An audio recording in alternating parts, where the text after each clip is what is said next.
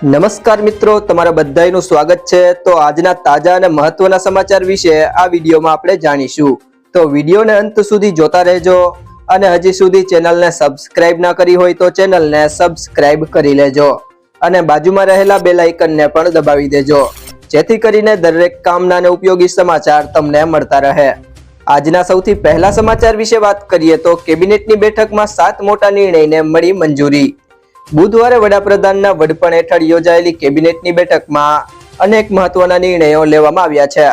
નવી સરકારના 100 દિવસ પૂરા થયા બાદ આ કેબિનેટની પહેલી બેઠક હતી, જેમાં સ્પેસ સેક્ટર, ખેડૂતો, જનજાતિઓ, ક્રિએટર્સ અને બાયોટેક માટે મહત્વના નિર્ણયો લેવામાં આવ્યા છે।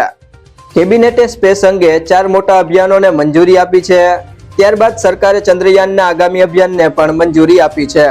તે સાથે વિનિસ ઓર્બિટર મશીનને પણ મંજૂરી આપી છે, જ્યારે ગગનયાન અને આગામી પેઢીના લોન્ચ વ્હીકલને પણ મંજૂરી આપવામાં આવી છે।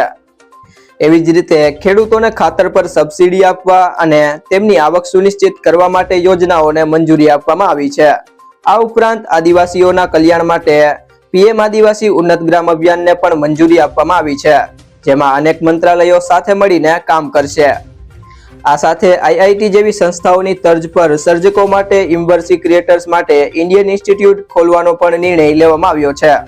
આ ઉપરાંત સરકારે બાયોટેકને લઈને એક સ્કીમ પણ જાહેર કરી છે। આ સાથે સરકારે કેબિનેટની બેઠકમાં વન નેશન વન ઇલેક્શન માટેની ઉચ્ચ સ્તરીય સમિતિની ભલામણોને પણ મંજૂરી આપી છે। ત્યારબાદના સમાચારની વાત કરીએ તો હરિયાણા માટે કોંગ્રેસનું ઘોષણાપત્ર। આમાં કોંગ્રેસે વચન આપ્યું છે કે જો તે ચૂંટણી જીતશે તો પાર્ટીની મહિલાઓને દર મહિને 2000 રૂપિયા આપવામાં આવશે અને એલપીજી સિલિન્ડર 500 રૂપિયામાં આપવામાં આવશે। સામાજિક સુરક્ષા પર ભાર મૂકતા વૃદ્ધાવસ્થા, અપંગ અને વિધવાઓને દર મહિને 6000 રૂપિયા પેન્શન આપવાની જાહેરાત કરવામાં આવી છે। સરકારી યોજનાઓમાં જૂની પેન્શન યોજના લાગુ કરવામાં આવશે। યુવાનોને સુરક્ષિત ભવિષ્ય આપવા માટે ભરતી કાયદા હેઠળ 2 લાખ કાયમી નોકરીઓ આપવામાં આવશે। હરિયાણાને નશામુક્ત બનાવશે। દરેક પરિવારોને 300 યુનિટ મફત વીજળી અને 25 લાખ રૂપિયા સુધીની મફત સારવાર આપવામાં આવશે। ગરીબોને છત આપવા માટે 100 ગજનો પ્લોટ અને 3.5 લાખના ખર્ચે 2 રૂમનું મકાન આપવામાં આવશે। ખેડૂતોની સમૃદ્ધિ માટે એમએસપીની કાયદેસરની ગેરંટી અને તાત્કાલિક પાક વળતર આપવામાં આવશે। પછાત લોકોને હક્કો આપવા માટે જાતિ સંરક્ષણ કરવામાં આવશે। ક્રિમિલેયરની મર્યાદા વધારીને 10 લાખ રૂપિયા કરવામાં આવશે।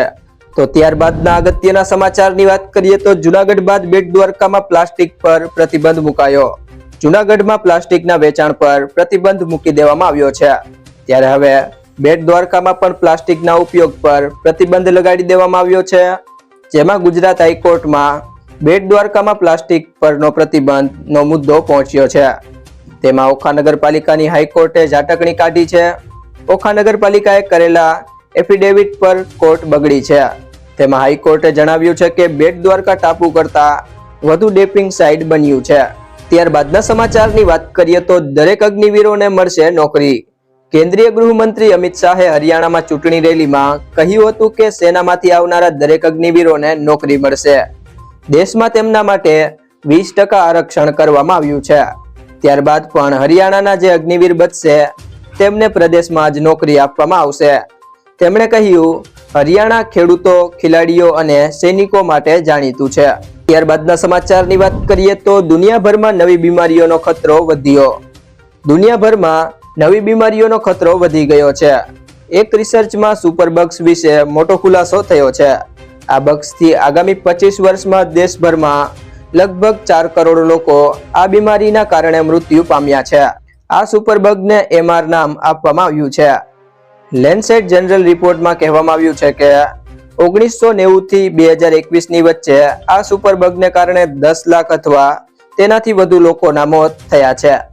ત્યારબાદના સમાચારની વાત કરીએ તો ફાસ્ટેગમાં વારંવાર રિચાર્જથી છુટકારો। દેશમાં માર્ગ પર ફરતા 4 વ્હીકલ વાહનોમાંથી 97% વાહનો ફાસ્ટેગ ધરાવે છે, ત્યારે હવે વાહન માલિકોને વારંવાર રિચાર્જ કરવાની ઝંઝટ નહીં રહે। ઘણી વખત ટોલ નાકા પર કેટલાક વાહન ચાલકોને ફાસ્ટેગના વોલેટમાં ઓછું બેલેન્સ હોવાથી બમણો ટોલ ભરવાની સ્થિતિ જોવા મળે છે। તે હવે રિઝર્વ બેંકના નિયમથી દૂર થઈ જશે। ત્યારબાદના સમાચારની વાત કરીએ તો બંગાળની ખાડીમાં એક બાદ એક સિસ્ટમ સક્રિય થતી જોવા મળી રહી છે। તાજેતરમાં જ બનેલું ડીપ ડિપ્રેશન હાલ હવે ઉત્તર ભારત તરફ આગળ વધી રહ્યું છે, જેના કારણે ઉત્તર અને મધ્ય ભારતના રાજ્યોમાં ભારેથી અતિ ભારે વરસાદ પડવાની શક્યતા છે. ગુજરાતમાં 22 અને 23 તારીખની આસપાસ કેટલાક વિસ્તારોમાં વરસાદ વધી શકે છે, જેમાં ખાસ કરીને દક્ષિણ ગુજરાતના વિસ્તારો, પૂર્વ અને મધ્ય ગુજરાતના વિસ્તારોમાં વરસાદ થોડો વધે તેવી શક્યતા છે. ત્યારબાદના સમાચારની વાત કરીએ તો રાજકોટમાં ભારે વરસાદ બાદ ઠેર ઠેર રોગચાળો વકર્યો છે, જેમાં સામાન્ય બીમારીના 2342 કેસ નોંધાયા છે, તેમજ શરદી ઉધરસના 1239 કેસ નોંધાયા છે. તાવના 739, ઝાડા ઉલટીના 359 કેસ નોંધાયા છે તથા ડેન્ગ્યુના 29 કેસ, ટાઇફોઇડના 5 કેસ નોંધાયા છે, તેમજ મલેરિયાના 2 કેસ અને ચિકનગુનિયાનો 1 કેસ નોંધાયો છે. ત્યારબાદના સમાચારની વાત કરીએ તો નર્મદા ડેમની સપાટીમાં સતત વધારો. સરદાર સરોવર ડેમની સપાટીમાં સતત વધારો જોવા મળી રહ્યો છે, જેમાં ડેમ હવે સંપૂર્ણપણે ભરાવાથી માત્ર 1.14 મીટર બાકી છે. ઉપરવાસમાંથી પાણીની આવક વધી રહી છે. હાલ નર્મદા ડેમની સપાટી 137.54 મીટરે પહોંચી ગઈ છે. નર્મદા ડેમની મહત્તમ સપાટી 138.68 મીટર છે. તેમાં ઉપરવાસમાંથી 1,04,403 ક્યુસેલ પાણીની આવક થઈ છે. ત્યારબાદના સમાચારની વાત કરીએ તો ગૃહિણીઓનું બજેટ ફરી ખોરવાયું. ગુજરાતમાં ફરી ખાદ્ય તેલના ભાવ વધ્યા છે. કપાસિયા તેલના ડબ્બાના ભાવમાં 60 રૂપિયાનો વધારો થયો છે. આ વધારા સાથે કપાસિયા તેલનો ડબ્બાનો ભાવ 2020 થી 2070 રૂપિયાની આસપાસ પહોંચ્યો છે. પામ તેલના ડબ્બાનો ભાવ 1860 થી 1865 રૂપિયા થયો છે. જો કે ભારે વરસાદને કારણે તેલીબિયાના પાકોને મોટું નુકસાન થયું છે. આ નુકસાનીને કારણે હવે ભાવ વધ્યા હોય તેવી જાણકારી મળી છે. મિત્રો, જો તમને આ વિડીયો પસંદ આવ્યો હોય તો વિડીયોને લાઈક કરી દેજો, તમારા મિત્રો સાથે શેર કરી દેજો અને હજી સુધી ચેનલને સબસ્ક્રાઇબ ન કરી હોય તો ચેનલને સબસ્ક્રાઇબ કરી લેજો.